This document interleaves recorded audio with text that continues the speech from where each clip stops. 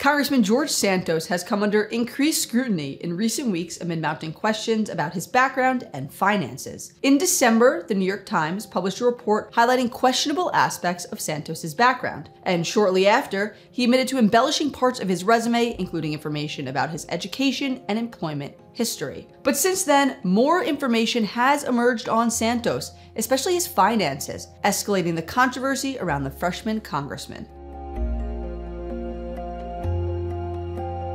Lawmakers from both parties have called on Santos to resign, but the New York Republican is intent on serving out his term in Congress. Just recently, he put out a full-throated defense, writing on Twitter, "I'm not leaving, I'm not hiding, and I am not backing down." A number of groups in the meantime have received complaints about Santos or are looking into the lawmaker. Here are those groups. A spokesperson for the Nassau County District Attorney's Office revealed in December, shortly after that initial New York Times report, that it was, quote, looking into the matter of Santos. District Attorney Ann Donnelly, a Republican, issued a blistering statement about Santos, writing that his, quote, numerous fabrications and inconsistencies were nothing short of stunning. She vowed that if a crime was committed in the county, her office would prosecute it. The details of that probe, however, remain unknown. Next up is the Federal Elections Commission, which received a complaint about Santos in January. The Campaign Legal Center, a nonpartisan ethics watchdog, accused Santos and his 2022 campaign of violating federal campaign finance laws. The FEC has not confirmed that it opened an investigation, declining to comment, but recent reporting from the Washington Post suggests that it may have done just that. According to the Post, the Justice Department asked the FEC to hold off on taking any enforcement action against Santos because prosecutors were dealing with a similar criminal probe. Then there's the U.S. Attorney's Office in the Eastern District of New York. Several sources reported in December that the office was looking into Santos's finances and financial disclosures, but reached by the Hill in February, the office declined to comment. Some details, though, have started to emerge in reporting. Politico reported in February that two agents working on behalf of the Eastern District's office had contacted a Navy veteran who claims to have been victim to a financial scheme by Santos. Richard Ostoff said Santos, who ran a pet charity, helped raise money on GoFundMe for his dying service dog. But when the fund reached $3,000, Ostoff said Santos closed it and disappeared.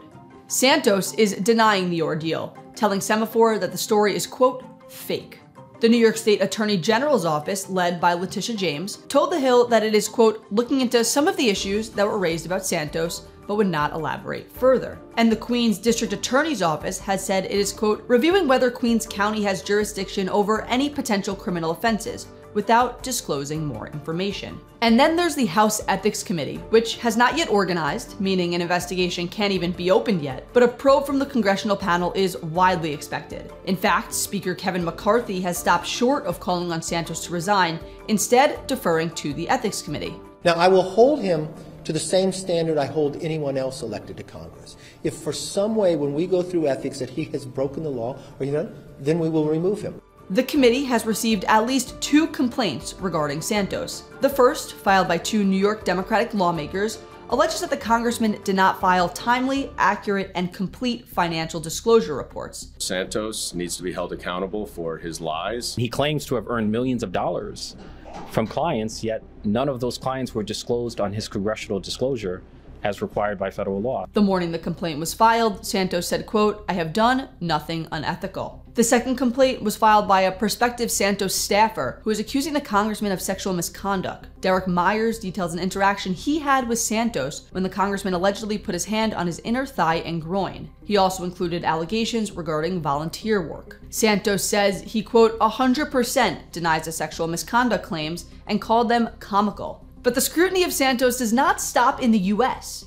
Authorities in Brazil have reportedly reopened a criminal investigation focused on Santos that dates back to an incident in 2008. A spokesperson for the Rio de Janeiro's prosecutor's office told the New York Times in January that it was going to formally ask the Justice Department to tell Santos about the charges against him. In 2008, Santos allegedly stole a checkbook from a man his mother cared for and went on to make almost $700 in purchases.